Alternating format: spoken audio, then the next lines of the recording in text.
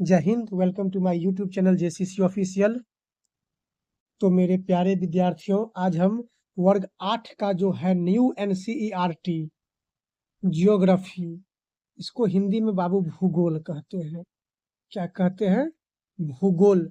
Chapter 5 है, last chapter है मानव संसाधन। इस चैप्टर का बाबू हमने आज ऑब्जेक्टिव प्रश्न और सब्जेक्टिव करेंगे।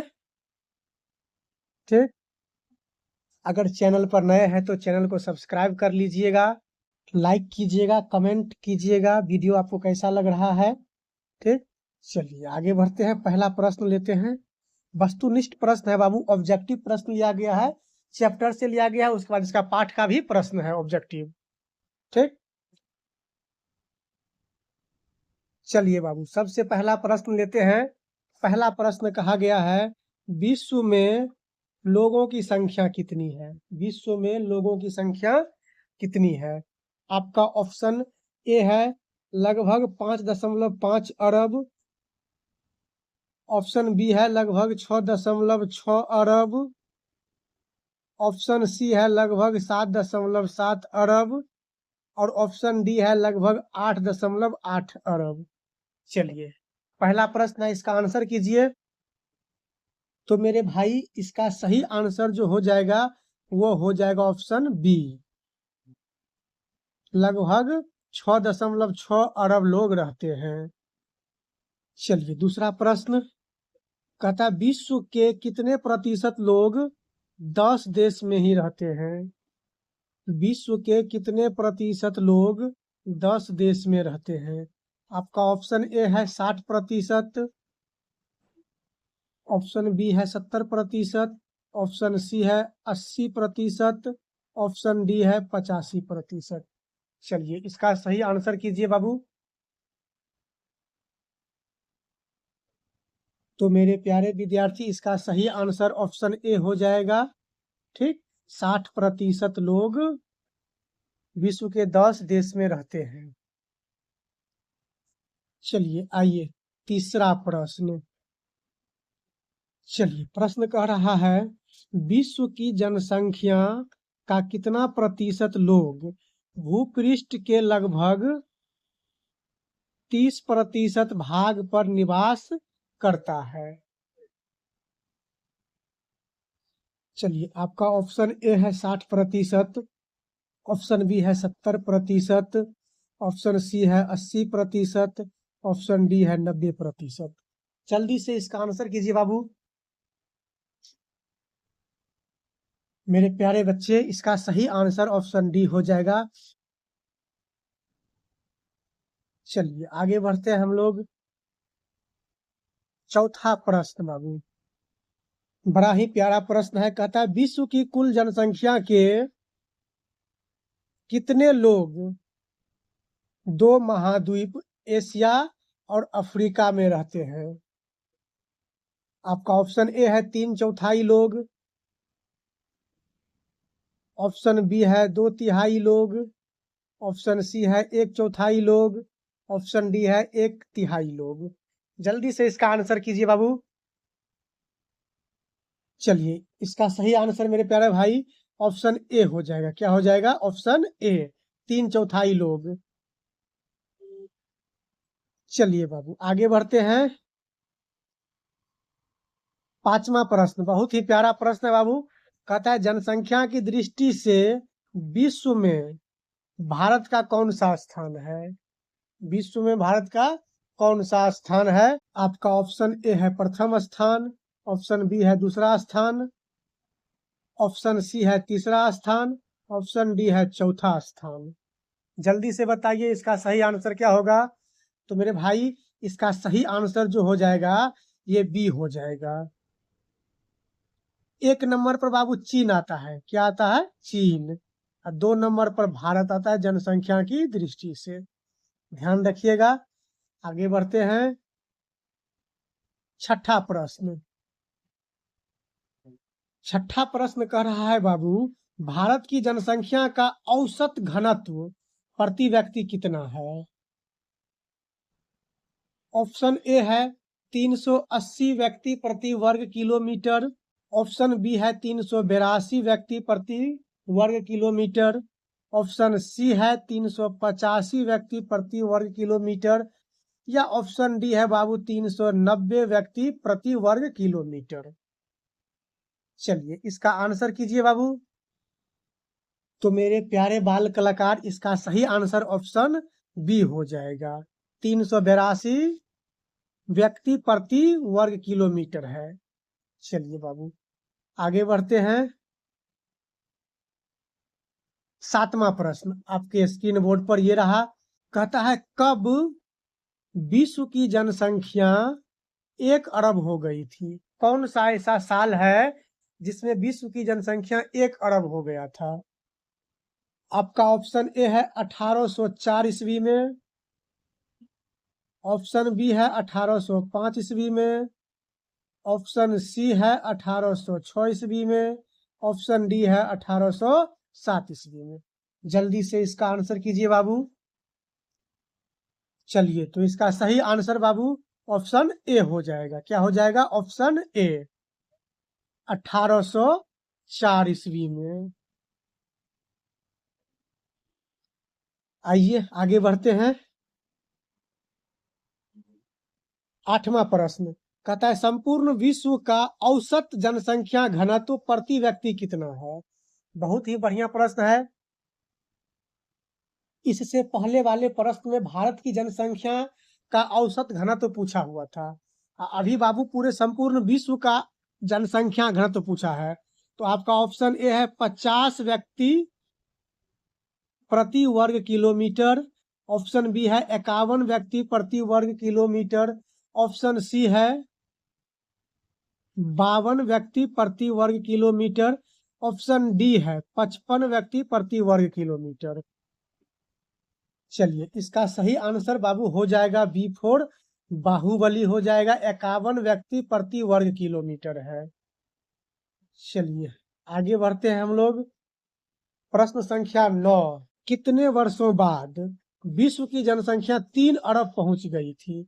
आपका ऑप्शन ए है 150 वर्ष बाद, ऑप्शन बी है 151 वर्ष बाद, ऑप्शन सी है 152 वर्ष बाद, ऑप्शन डी है 155 वर्ष बाद। तो मेरे भाई इसका सही आंसर हो जाएगा ऑप्शन ए, 150 वर्ष बाद।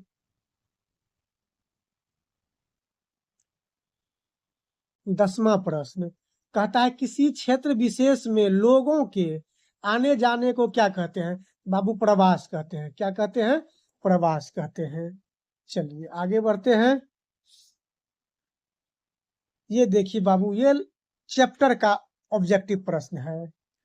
प्रश्न कह रहा है कि जनसंख्या वितरण शब्द से क्या तात्पर्य है? आपका ऑप्शन ए है किसी विशिष्ट क्षेत्र में समय के साथ जनसंख्या में किस प्रकार परिवर्तन होता है, ऑप्शन बी है किसी विशिष्ट क्षेत्र में जन्म लेने वाले लोगों की संख्या के संदर्भ में मृत्यु प्राप्त करने वाले लोगों की संख्या, ऑप्शन सी है किसी दिए हुए क्षेत्र में लोग किस रूप में वितरित है, या ऑप्शन डी इनमें से कोई नहीं। चलिए इसका आंसर कीजिए बाबू। तो इसका सही आंसर मेरे प्यारे भाई हो जाएगा ऑप्शन सी हो जाएगा, किसी दिए हुए क्षेत्र में लोगों किस रूप में वितरित हैं। वह प्रश्न कह रहा है कि वे 3 मुख्य कारक कौन हैं जिनसे जनसंख्या में परिवर्तन होता है? आपका ऑप्शन ए है जन्म मृत्यु और विवाह, ऑप्शन बी है जन्म मृत्यु और प्रवास, ऑप्शन सी है जन्म मृत्यु और प्रत्याशा, जीवन प्रत्याशा, ऑप्शन डी है इनमें से कोई नहीं। चलिए तो इसका सही आंसर जो है मेरे भाई ऑप्शन बी हो जाएगा, जन्म मृत्यु और प्रवास। चलिए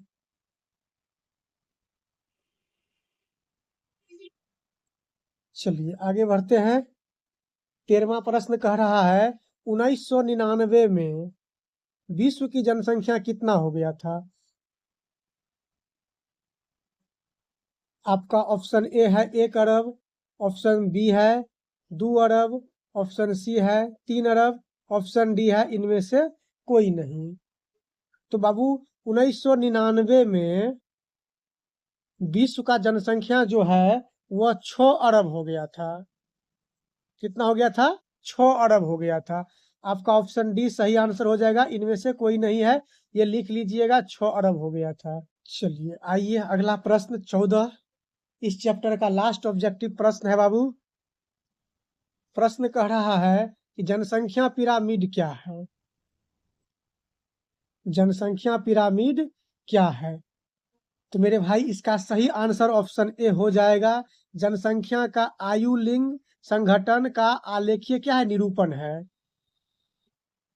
14 में से आप सबको कितना आया है कमेंट करके बताइएगा। 14 ऑब्जेक्टिव में से कितना आया है? चलिए आगे बढ़ते हैं। आइए देखिए बाबू, आगे आ जाएगा अब सब्जेक्टिव प्रश्न। क्या आ जाएगा? सब्जेक्टिव प्रश्न। ये आपका किताब का फोटो है, भूगोल है, इसी को इंग्लिश में ज्योग्राफी कहते हैं, वर्ग 8 का है। वीडियो अच्छा लगता हो तो लाइक कर लीजिएगा और अपने दोस्तों में शेयर कर दीजिएगा। चलिए आइए सब्जेक्टिव पहला प्रश्न लेते हैं। कहता है मानव संसाधन से आप क्या समझते हैं? मानव संसाधन से आप क्या समझते हैं? तो इसका आंसर लिखे हैं, मानव एक ऐसा संसाधन है जो संसाधनों का निर्माण एवं उपयोग दोनों करता है।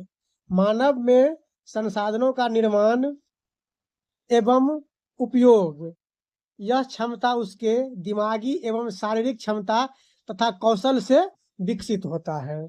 चलिए अगला प्रश्न आ गया है आपके स्क्रीन बोर्ड पे। चलिए अगला प्रश्न कह रहा है बाबू कि जनसंख्या का वितरण से आप क्या समझते हैं? तो इसका आंसर लिखे हैं, भूपृष्ठ पर जिस प्रकार लोग फैले हैं उसे जनसंख्या वितरण का प्रतिरूप कहते हैं। ठीक, कहता विश्व में जनसंख्या का वितरण अत्यंत असमान है। विषुवत वृत्त के दक्षिण की अपेक्षा विषुवत वृत्त के उत्तर में बहुत अधिक लोग रहते हैं। समझ गए ना जनसंख्या का वितरण। चलिए आगे बढ़ते हैं। अगला प्रश्न बाबू बहुत ही बढ़िया प्रश्न है। अगला प्रश्न कह रहा है बाबू कि जनसंख्या वितरण को प्रभावित करने वाले भौगोलिक कारण को लिखना है। आइए इसका आंसर देखते हैं बाबू। कहता है जनसंख्या वितरण को प्रभावित करने वाले भौगोलिक कारण बोले या कारक बोले? निम्नलिखित है। स्थलाकृति है बाबू, जलवायु है, मृदा है, जल है, खनिज है इत्यादि, ये सभी क्या है? जनसंख्या वितरण को प्रभावित करने वाला भौगोलिक कारक है। चलिए आगे बढ़ते हैं। अगला प्रश्न कह रहा है कि जनसंख्या परिवर्तन से आप क्या समझते हैं? तो मेरे भाई इसका आंसर लिखे हैं, जनसंख्या परिवर्तन से तात्पर्य एक निश्चित अवधि के दौरान लोगों की संख्या में परिवर्तन से है। कहता विश्व की जनसंख्या स्थिर नहीं रहती है। ठीक, इसी स्लाइड में दूसरा प्रश्न लिया गया है बाबू, प्राकृतिक वृद्धि दर क्या है? प्राकृतिक वृद्धि दर से आप क्या समझते हैं? चलिए इसका आंसर लिखे हैं, एक देश में जन्म दर और मृत्यु दर के बीच अंतर को प्राकृतिक वृद्धि दर कहते हैं। समझ गए? चलिए बाबू आगे बढ़ते हैं। आगे कुछ पॉइंट्स दिया हुआ है, इसको हम लोग परिभाषित करेंगे। पहला है आप्रवास। कहता है जब व्यक्ति किसी नए, पहला पॉइंट है आप्रवास, जब व्यक्ति किसी नए देश में प्रवेश करते हैं तो वे आप्रवास कहलाते हैं। अगला पॉइंट है उत्प्रवास, जब व्यक्ति एक देश को छोड़ते हैं तब वे उत्प्रवास कहलाते हैं। अगला है जन्म दर। कहता है प्रति 1000 व्यक्तियों पर जीवित जन्मों की संख्या को जन्म दर कहते हैं। अगला है मृत्यु दर। कहता है प्रति 1000 व्यक्तियों पर मृतकों की संख्या को मृत्यु दर कहते हैं। चलिए यहाँ तक क्लियर है, आगे बढ़ते हैं। बाबू ये पाठ का प्रश्न आ चुका है। कहता है निम्नलिखित प्रश्नों को उत्तर दीजिए। बड़ा ही प्यारा प्रश्न है, 1 नंबर। कहता है लोगों को एक संसाधन क्यों समझा जाता है? तो इसका आंसर हम यह लिखेंगे कि लोगों को संसाधन इसलिए माना जाता है या कहा जाता है या समझा जाता है क्योंकि मानव अपनी आवश्यकताओं और योग्यताओं द्वारा प्रकृति में उपलब्ध वस्तुओं को संसाधन में परिवर्तित करता है और उसका उपयोग भी करता है, इसलिए लोगों को एक संसाधन समझा जाता है। चलिए आगे बढ़ते हैं। दूसरा प्रश्न कह रहा है बाबू, विश्व में जनसंख्या के असमान वितरण के क्या कारण है? विश्व में जनसंख्या के असमान वितरण के क्या कारण है? इसका आंसर लिखे हैं, विश्व में जनसंख्या के असमान वितरण के निम्नलिखित कारण हैं। पहला है बाबू भौगोलिक कारक, कहता इसमें स्थलाकृति आता है, जलवायु, मृदा, जल तथा खनिज लवण आदि शामिल है जो जनसंख्या के वितरण को प्रभावित करते हैं। दूसरा है आर्थिक कारक, कहता है इसका औद्योगिक क्षेत्र रोजगार के अवसर प्रदान करते हैं, अतः बड़ी संख्या में लोग इन क्षेत्रों में आकर बसते हैं। तीसरा है सांस्कृतिक कारक है, संस्कृत कारक या सांस्कृतिक कारक, इसमें कहा गया है धर्म और सांस्कृतिक महत्ता वाले स्थान लोगों को आकर्षित करते हैं। और चौथा है सामाजिक कारक, कहता है इसमें अच्छे आवास, शिक्षा, स्वास्थ्य सुविधाओं के क्षेत्र लोगों को आकर्षित करते हैं। चलिए प्रश्न संख्या 2 हमने कर लिए हैं। तीसरा प्रश्न कह रहा है विश्व की जनसंख्या अत्यंत तीव्रता से बढ़ती है, क्यों? विश्व की जनसंख्या जो है बाबू अत्यंत तीव्र गति से बढ़ रही है, इसका क्या कारण है? तो इसका आंसर लिखे हैं बाबू, विश्व की जनसंख्या अत्यंत तीव्रता से बढ़ रही है क्योंकि मृत्यु दर में कमी आई है, खाद्य आपूर्ति में सुधार हुआ है, स्वास्थ्य सेवाओं का विस्तार हुआ है, प्राकृतिक वृद्धि दर बढ़ा है और प्रवास की संख्या भी बढ़ा है। इन्हीं सब कारणों से विश्व की जनसंख्या अत्यंत तीव्रता से बढ़ रही है। आइए अगले प्रश्न की ओर बढ़ते हैं। प्रश्न संख्या 4 कह रहा है कि जनसंख्या परिवर्तन को प्रभावित करने वाले किन्हीं 2 कारकों की भूमिका का वर्णन कीजिए। तो इसका आंसर लिखे हैं, जनसंख्या परिवर्तन को प्रभावित करने वाले 2 कारक निम्नलिखित हैं। पहला है बाबू जन्म दर, जिसे प्रति 1000 व्यक्ति पर 1 वर्ष में जीवित जन्म लेने वाले बच्चों की संख्या के रूप में मापा जाता है। दूसरा आपका है मृत्यु दर, जिसे प्रति 1000 व्यक्ति पर 1 वर्ष में मरने वाले, यहाँ करने नहीं होगा, यहाँ मरने होगा, व्यक्तियों की संख्या के रूप में मापा जाता है। चलिए आप लोगों को अगले प्रश्न की ओर ले चलते हैं। पांचवा प्रश्न बाबू आपका है जनसंख्या संगठन से क्या तात्पर्य है? तो इसका आंसर लिखे हैं, जनसंख्या संगठन किसी देश का जनसंख्या विन्यास अथवा संरचना है जिससे हम आसानी से उस देश की जनसंख्या के विभिन्न घटकों का अध्ययन कर सकते हैं, जैसे लिंग, आयु अनुपात, साक्षरता स्तर, स्वास्थ्य सेवाएं, व्यवसाय, आय व्यय स्तर इत्यादि। ये सभी जनसंख्या संगठन के एग्जाम्पल हैं। चलिए आगे बढ़ते हैं। छठा प्रश्न कहता है जनसंख्या पिरामिड क्या है? ये किसी देश की जनसंख्या को समझने के में किस प्रकार मदद करते हैं? आइए इसका आंसर देखते हैं।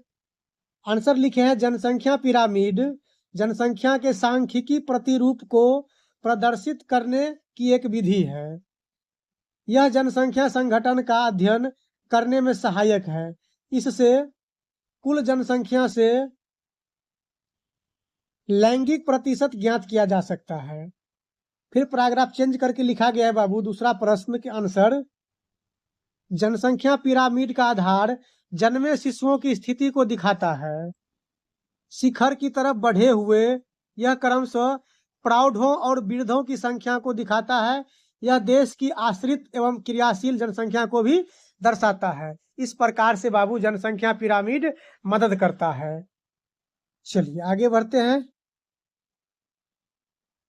प्रश्न आपका समाप्त हो चुका है। इस प्रकार से आपका क्लास 8 का भूगोल जो है बाबू वो पूरे किताब ही समाप्त हो चुका है। आप लोग मेरे YouTube चैनल JCC ऑफिशियल पे जाकर के देख लीजिएगा, पूरे किताब अपलोड कर दिया गया है बाबू। मिलेंगे फिर अगले वीडियो में, तब तक के लिए जय हिंद।